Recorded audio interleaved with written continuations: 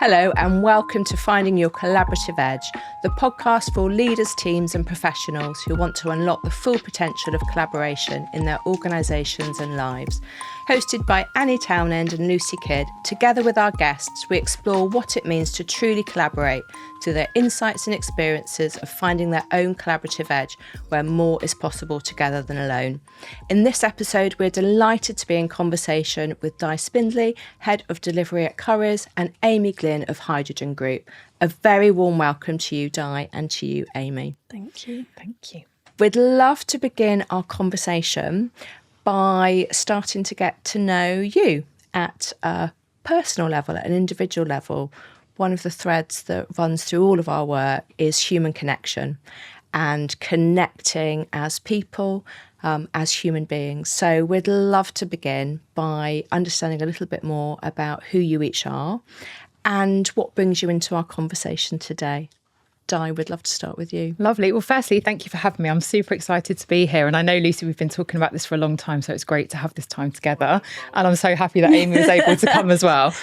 So I'm really excited for this conversation because as part of what I do in delivery, it's about building teams, building relationships with people in order to transform our technology and also to make sure that we're giving the best services to our customers as well as to our colleagues. So I think the power of connection, how we create creativity, how we use solutions is really exciting and interesting to me. And on a personal level, I've been in delivery for over 20 years now, which always makes me think, wow, how did I get here?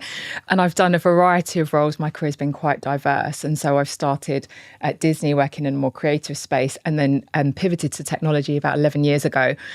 So it's really nice to be able to do that change. And then the common thread for me has always been sports. So I love to run. That is something that people know about me, but I think people are, so I'm the person that goes on holiday for a run and I'll do a half marathon. And so I love to mix both travel and running together. That's a little bit about me.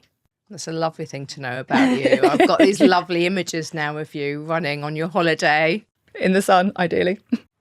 And Amy, how about yourself? Firstly, thank you so much for having me here. It's great to be here with both of you and for Di, of course, to invite me. A bit about myself. I was an athlete for a lot of my life, so that's where myself and Di connected quite a lot. And it took me across the globe, so I've lived in quite a lot of different countries. So I suppose I'm a bit of a travelling soul. And the common thread here is people. I'm fascinated by people. My degree was in psychology and that fascination hasn't dropped. And I suppose as part of my work as well, diversity and inclusion is a huge passion of mine. And that seems to be quite a common thread of getting me out of bed in the morning, whatever job that I do. So hoping that I can bring some of that knowledge and passion to this conversation. I'm sure you will. I'm sure you will. Can sort of hear the energy already coming through from both of you. So thank you so much. We're delighted that we're here in the room having this conversation together. And we're going to dive in and explore all things collaboration, what it means to you, your experiences, your insights, challenges and opportunities. Mm-hmm. And we'd love to start by asking you, through all of that, through everything you bring to who you are and the work you do, what do you notice about what true collaboration really means? Di, we'll come to you first. Yeah, so for me, I think collaboration is, and when I've seen it at its best, is in a room, face to face. Yeah. People are sharing ideas and they're being really open about challenges as well, and you can openly challenge without any risk of like having conflict, and so you can openly challenge, have good conversation. And for me, it's where like the magic sauce happens. Mm-hmm. So you can get a group of people together that are trying to solve a problem from different areas of either the business or technology or for wherever they're from, and when you have that conversation that can say, we've got a problem, you're whiteboarding and you can feel like the creative energy and the juices are flowing. Mm-hmm. That for me is true collaboration. It's where you can be open and honest, you can share ideas, no idea is silly and everyone's got something of value to bring. You can really like map it out and you can almost see the journey from it, and out of that comes something really special. And for me, that's when collaboration's really coming together. So working together, sharing ideas, not being scared to challenge in a good and honest way, and then coming up with a magical solution. But seeing the way that people connect together, for me, is where the magic is. And I love that, when you can feel the energy. Mm-hmm. Wonderful. That thread of connection, of feeling safe, feeling courageous to be able to share something of yourself and your own ideas, but then also to be able to create something together. To add on to what Di is, I share quite a lot of the same views as her. From a sporting background, I think I was taught from an early age to understand everybody's strengths and understand that there is a team responsibility to get to an end goal. So envisioning that point and understanding, well, who's the best at what.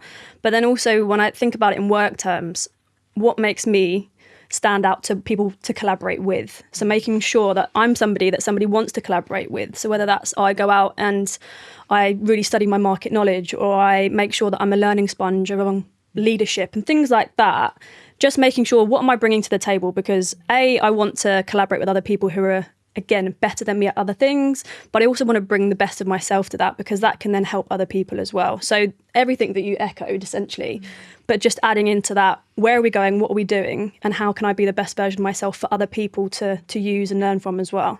That's such a brilliant angle to take on collaboration, isn't it? How to make ourselves people who people want to collaborate with and connect with. And I really think that's a way of thinking about how we work together. Yeah. And not only working together in the room, as you spoke about, Di, but also in the hybrid world that we live in. How do we do it there? Because you said your best experience is being in the room with people where the magic happens. Yeah.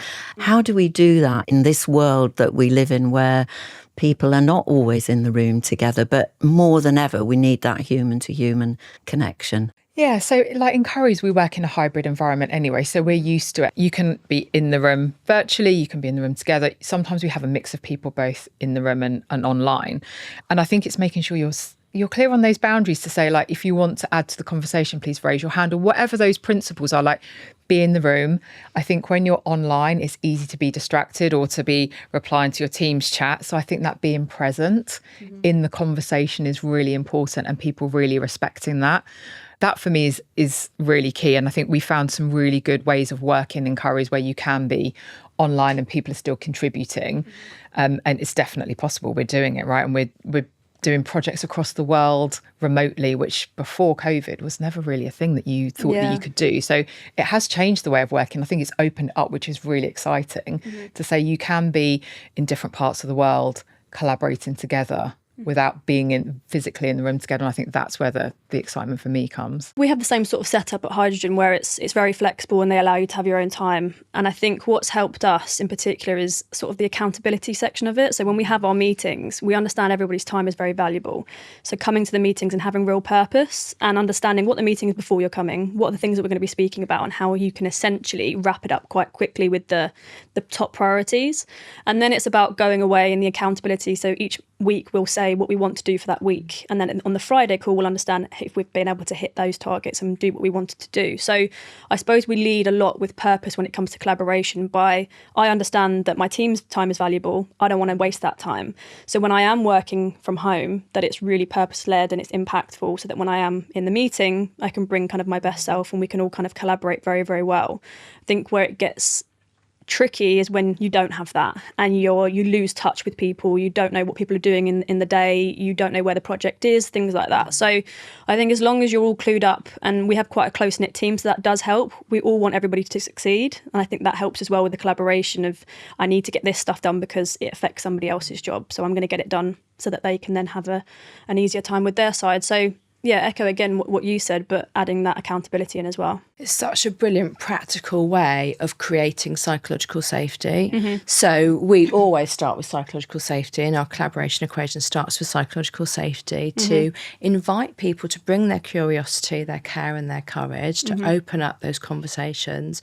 But what I love about what you've both said, there's some very practical, clear requests and expectations around how we can set that up to really help create that safety. I think that ability to communicate really clearly as well is important, isn't it? Yeah. Like when you're hybrid, it's even more important that, to your point, Amy, you understand why you're there, what you can bring, what your strength is to the meeting or like to the workshop or whatever that session is, and know that your contribution is valuable. And putting up your hand, I think, is a nice way in a virtual world for people to be able to contribute, where maybe in a face-to-face, they might feel a bit more nervous to do so. So maybe that allows people that bit more safety to contribute, whereas if they're face-to-face, maybe it's a bit more overwhelming for them. Yeah, we also have workshops. We actually had one yesterday on curiosity, which is actually quite a well-timed one. But we have people from all across different practices. So people who I would never work with in my day-to-day, and we come together on a more of an umbrella topic about, I think, something like curiosity, and we get into breakup teams. It's an hour session. It's very free reign to say, look, there's no perfect way to do this. Come together in teams, share your ideas, and let's see what we come up with. So that, again, breeds sort of collaboration and curiosity and kind of pushing us to be the best versions when we're speaking to clients, and kind of elevating the way that we do things. So that's a really good way, and that's in person. So we have anchor days that we have to come in for, and I really enjoy those days. And the training will always be in person, which again, I prefer sometimes, because you can just have really great conversations with people who you wouldn't necessarily work with. And sometimes you can get a bit of a brainwave from another department going, oh my God, we don't do that. Let's try and embed that into the way that we do things. I love that you call them anchor days. Yeah. That is so good, isn't it? Anchoring days that really help us ground and be present to and with each other. Yeah. And something you mentioned earlier, Amy, about setting the purpose for the week, and that we do in our work is that, as Lucy, you mentioned, that checking in, but you also do something at the end of the week, that checking out, which is really great to hear. Yeah. So we have one on Monday, one on Wednesday, and one on Friday. Okay, you have a midweek. We have a midweek one too, and the midweek one is just trying to track what you're doing for the week so far, and then again encouragement. So can I help you in any areas, and to understand what your other teams are doing. So yeah, it's something that we're working on. Again, nothing's ever perfect, but as a team we really recognise that communication is key, especially with the remote and hybrid working. So it's important that we all know where everybody is. They're always in the morning, so it's kind of the first thing that you do in the day, so that you can plan your day out according to afterwards. It works for us. We're not a huge team, but it does work for us. But there's always improvements, right? There's always things that we could do better. So it's just about evolving that to have the maximum efficiency. Well, a key word that you mentioned there is these meetings are set up to help each other. Yeah. And collaboration, we've discovered, is very much about helping each other. How can we help each other and connect with each other in that way?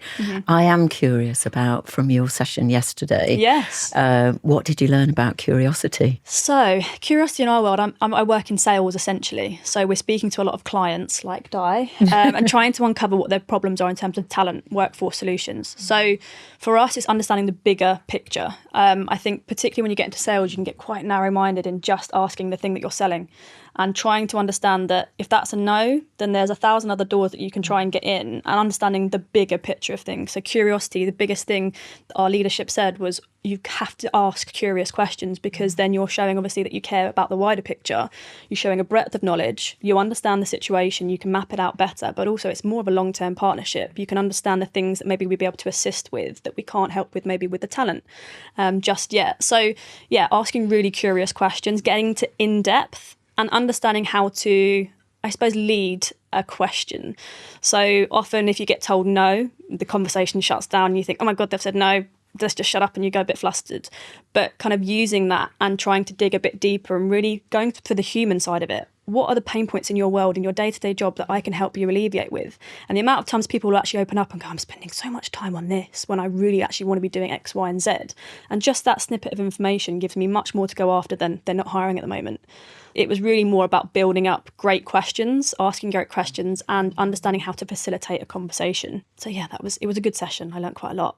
And it sounds like a real encouragement there as well, to get to the real conversation, to surface the real conversations, and to welcome that and to give space to that. 100%. And so often that's where we get to understand more about each other. Exactly. Yeah, that openness, creating that opportunity is great. Yeah.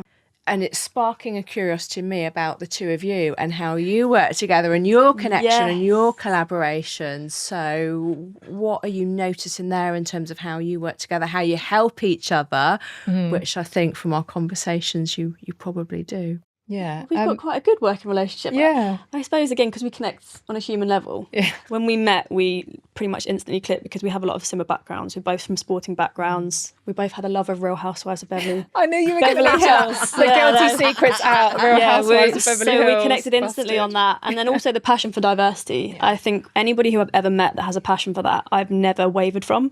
I've always known that that's true to the person that they are. And I think it speaks a lot of volume when somebody cares about other people, regardless of whether it will impact or help them.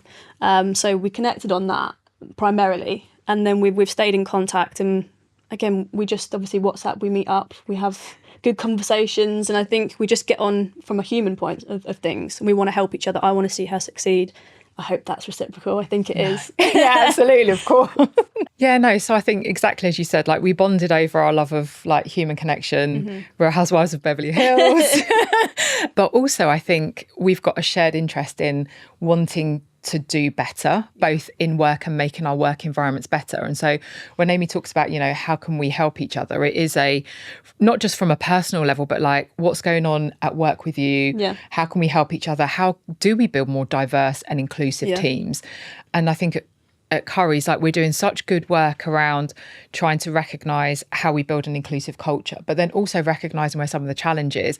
And we've had really good conversation about that exact thing. So when you're trying to change a technology team that may be predominantly male and it could be of a certain age, we've got really long tenure at Curry's. When we're bringing in more diverse talent, how do we integrate those worlds and make sure that it's a collaborative space? You can be safe, you can have those conversations. And so we've had really good talks about that. And I think that's always a really nice way to like support each other and be like, how can we be better and create those environments where people can thrive at work and we can learn from each other. It's such a nice, and that's one of the things I love about diversity. Like everyone's got such different stories to bring and such different and unique experiences. And I think you can learn so much and create more. And like when you're talking about the questions and the creativity and the innovation, that's where it comes from. And there's so much science and data to back that up.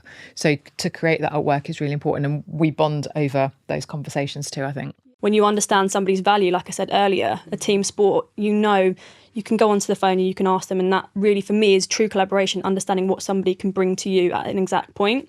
And I think we did that pretty quickly. And what you can create together, that's so much more than what you can bring alone. And that's one of the themes that we really feature on through the work that we do, is that when you find that collaborative edge, so much more is possible than could ever be by yourself. Yeah. And finding it through curiosity, care, which you mentioned, and the courage to ask those questions, to go a bit deeper and to really understand not only the diversity of thought and all the differences, but one of the things that we've really encouraged is diversity of feeling as well, that we feel things differently and our experience of the same thing is different. So how can we encourage people to share that and to ask for help and to play to each other's strengths and to be able to say, I feel unsure about this, or I feel really positive about that. And you might be saying, well, I'm not so sure about it. I feel differently. And again, being able to go that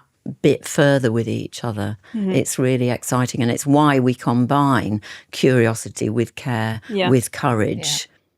And what have you found, like in the work that you're doing with your clients and your teams, to help encourage that feeling? Because that's quite vulnerable, right? To talk about how you feel and to share that in a group. So what experience have you had in that? It does, and it takes creating that safety first. So really working very intentionally to create that safety within a group, within a team, within a meeting, within a workshop, whatever the context might be. Ensure that we're giving everyone a voice within that conversation, however that might be. So often we'll start by asking everybody, similar in the way that we did today, is tell us something about you, or we might ask what helps you to feel safe to speak up, to contribute first. So we're building the trust, building the safety, experimenting and exploring with everyone being in the conversation before then asking them perhaps to be a little bit more vulnerable, to bring more courage, more care with each other, to share how they're really feeling. Yeah. And I think we pay a lot of attention to the second part of our collaboration equation, the inclusive dialogue.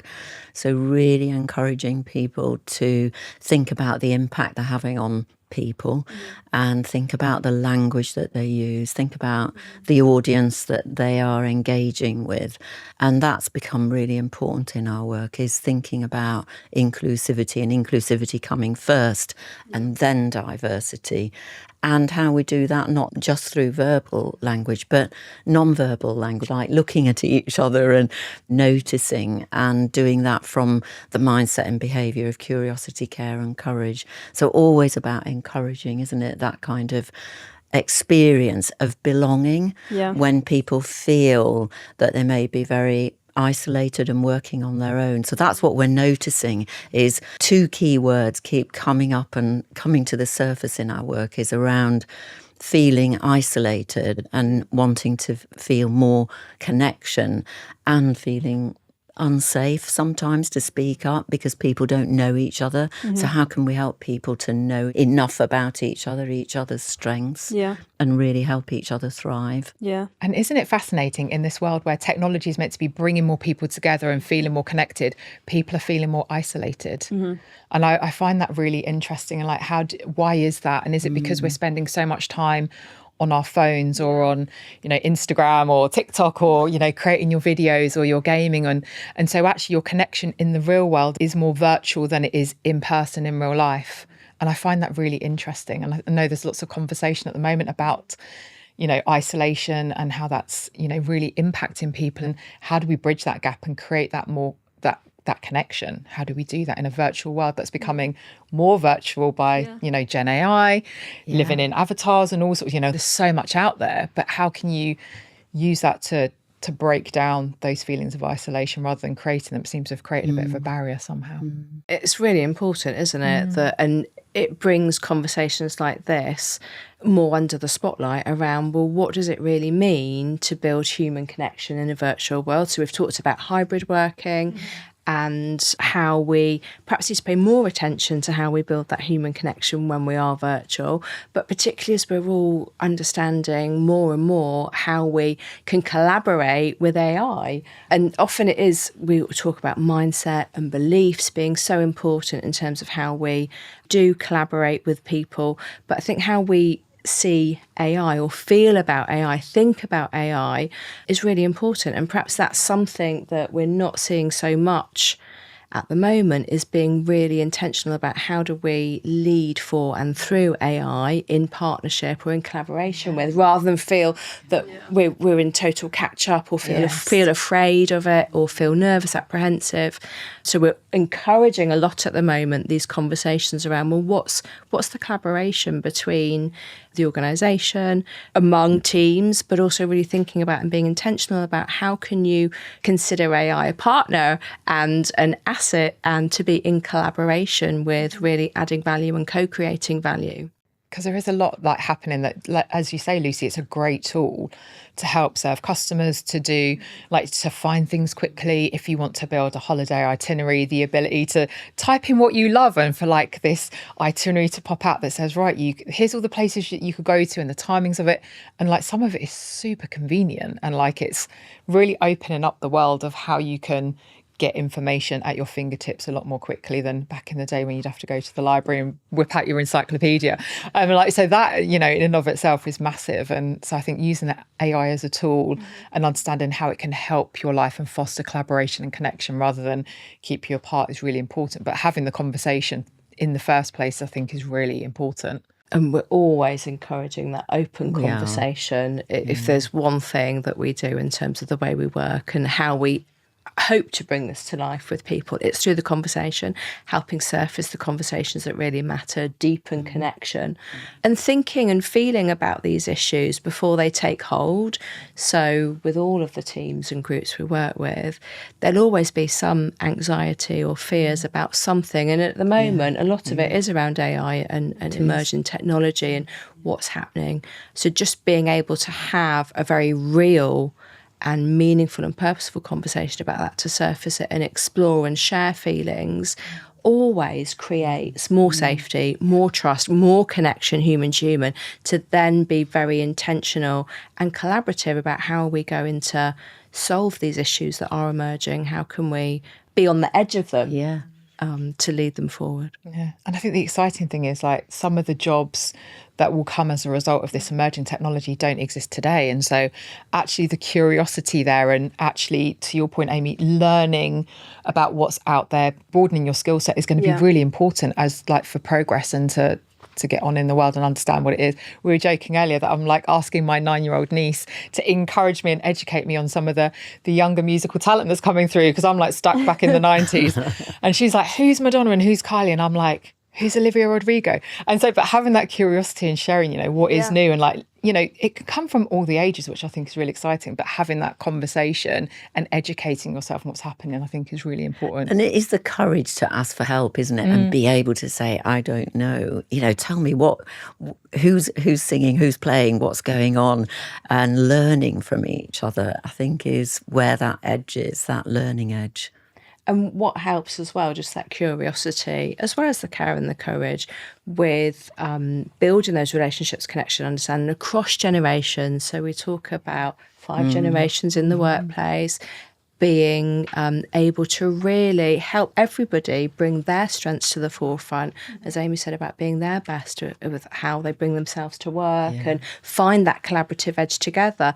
There's so much diversity in ideas, in knowledge, in experience, in ways of thinking, ways of feeling, ways of doing things, when we can create that safe space and the courage for people to really be in that fully. We talk about inviting everyone to make their full contribution. And when people feel safe and valued, then they're able to do that, to bring that in, whatever. And listen to. Listen to. And I'm wondering, Amy, about your partnership with AI and how you're using it and what you're learning about it within the hydrogen group and in your role in particular. Yeah, so in my role, I don't use it overly. I think a lot of people are using it to kind of help them with grammar, coming up with ideas, creativity, those sorts of things, when you can plug in loads of text and just try and make it sound as commercial as possible in terms of when we're speaking to clients, when we're pitching, all of those types of things, making things fine-tuned. So I use it more as a, I suppose, sensory type of thing, just to kind of make sure that everything looks a certain way, sounds a certain way, and has a sort of certain tone. But I always edit it. I really, really hate when people put in blocks of text to AI and I can notice it from a mile off. And I just think I use it for direction rather than giving me something concrete. I don't want to just plug things into AI and then use that, because I don't think that shows authenticity. And a large portion, like I said, like my LinkedIn profile that you saw, is coming across as really authentic, has really helped me in my sales roles before.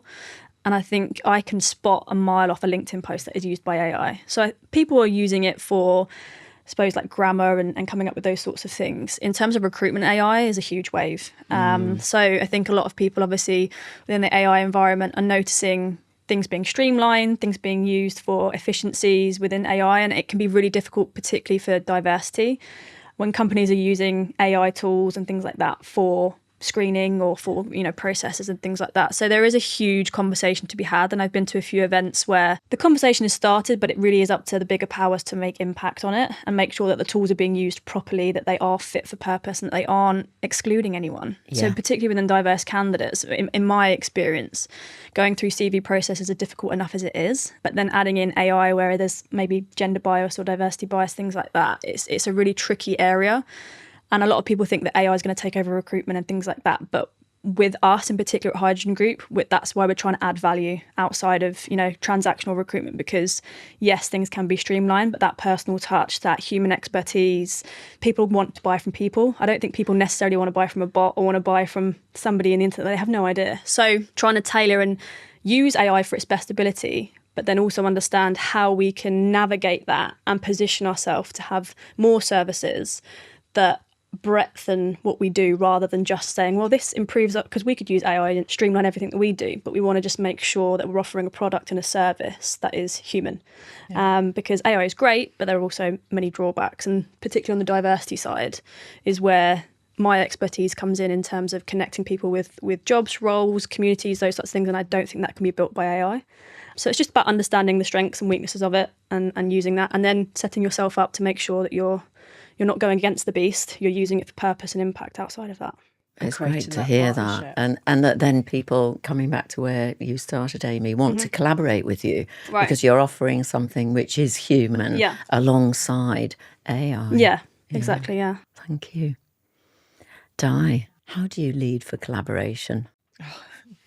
So firstly, I feel really privileged to have a team of great people that I work with at Currys, and I couldn't do my job without them. So firstly, I feel really privileged to do that. But over the last year in particular, we've worked really hard on building the team, so that they're more diverse, and that we've got a breadth of people from all different backgrounds. Not everyone has to come from retail. Myself, my background included, I think helps. So when we've been building the team and looking at what skills do we need, what capabilities do we need, the diversity for me of thought is really important, as well as gender, background, schooling, sectors that you come from. So I think that for me is really important. And then, as we've talked about, building the relationships, like I love to talk to everyone in my team. I probably spend a lot of time being curious, and sometimes I'm like, how are you? How's it going? And I think Lucy and you and I were speaking that I had someone that was in my team, it was over a year ago now, and I just noticed that her work just wasn't at the usual level that it was at. And I was like, this isn't like her. So we just had a chat, and I was like, listen, I just want to have a chat with you because I sense that you're not quite as you normally are. Like, your energy's a little bit different, and you're not as engaged with work as you normally are. And it turned out that she was going through some stuff personally. And so we were able to talk about that. And instead of, I was about to give her more work, we were like, actually, let's relook at that. And I was able to bring somebody in to support her so she could take some time out to regroup and deal with the things that she was doing, and actually, come back strong to work stronger, and just take a couple of weeks out, have some holiday, have some downtime and breathing space.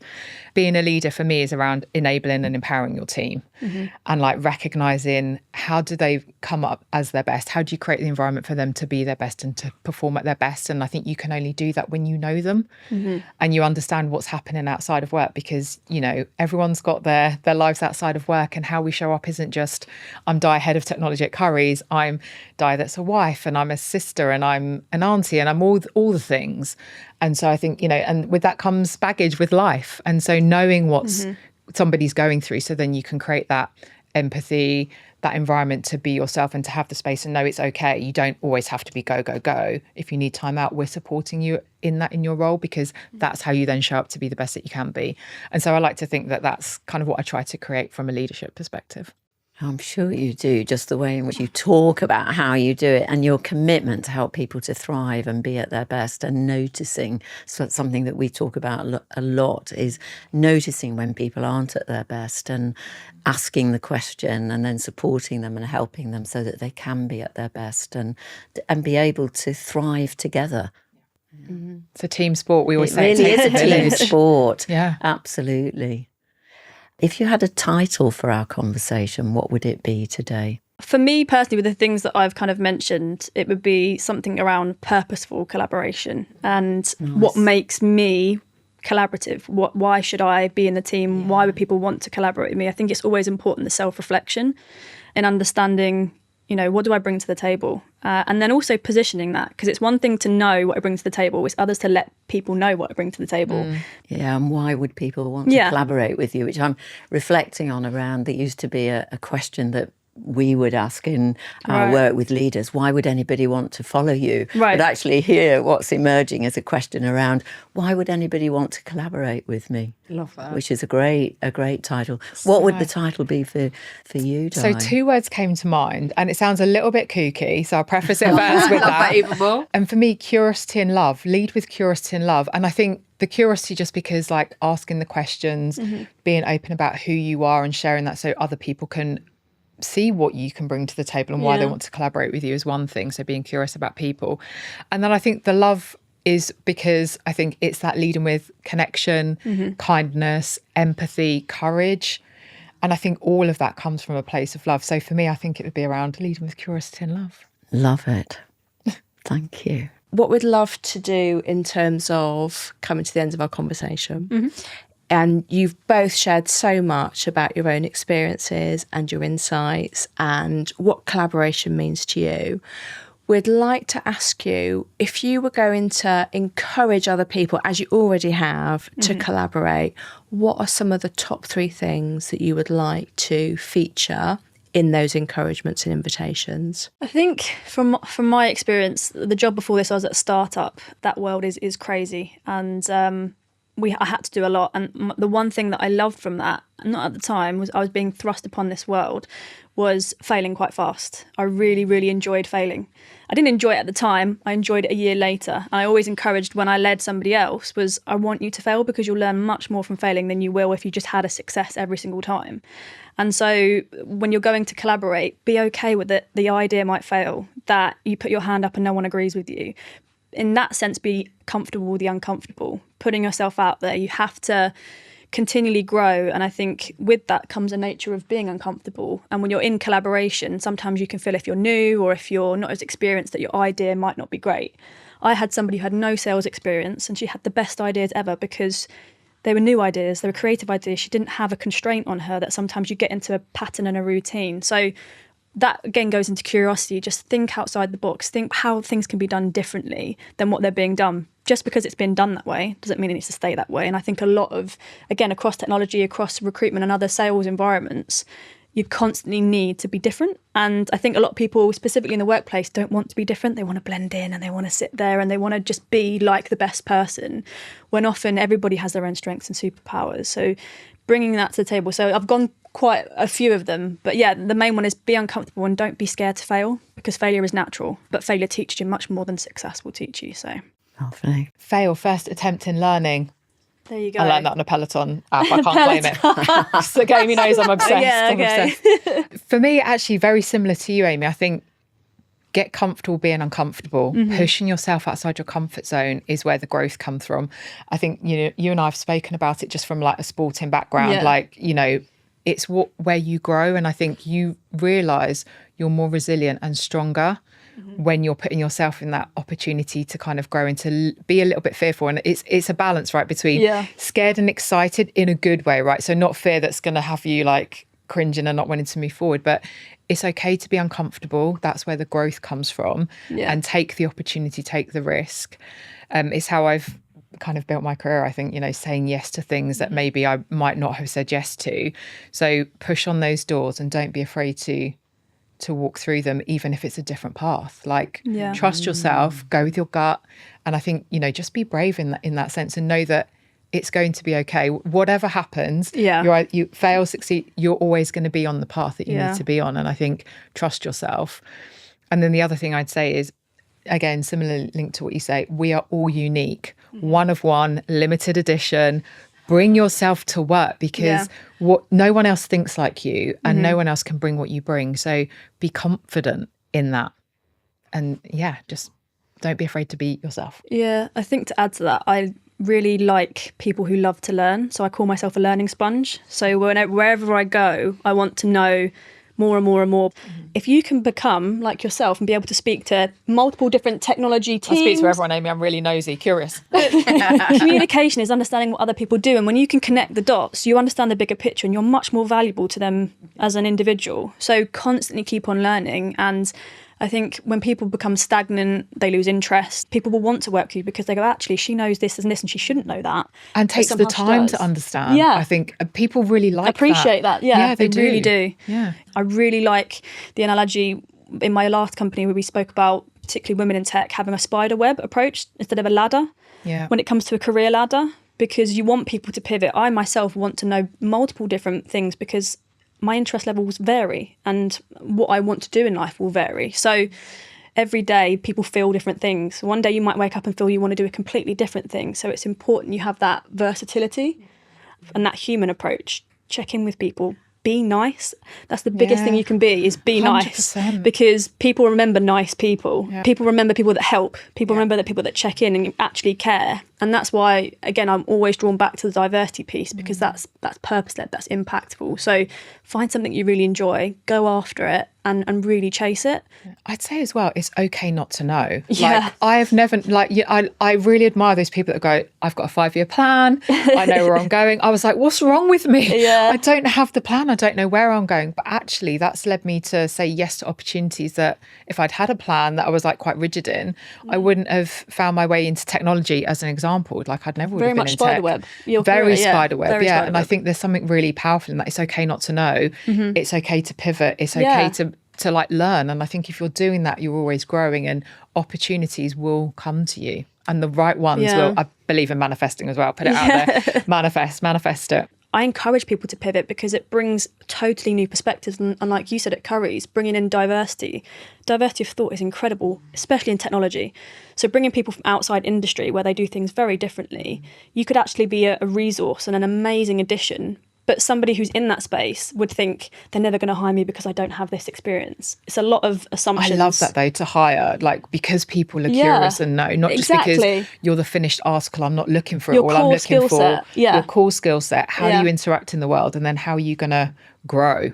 Like, I'm looking for that. I'm not looking for someone that can tick all the boxes necessarily. And I think that human connection and who you are as a person is really important alongside your skill set. It's such a great way to circle the conversation in terms of how we started. Sort of like tell us something about who you are, and now an encouragement for people to really get clear on who are they, what do they bring, what really matters to them, and lovely encouragements, powerful encouragements to bring curiosity, care and courage to build those connections, to build those collaborations.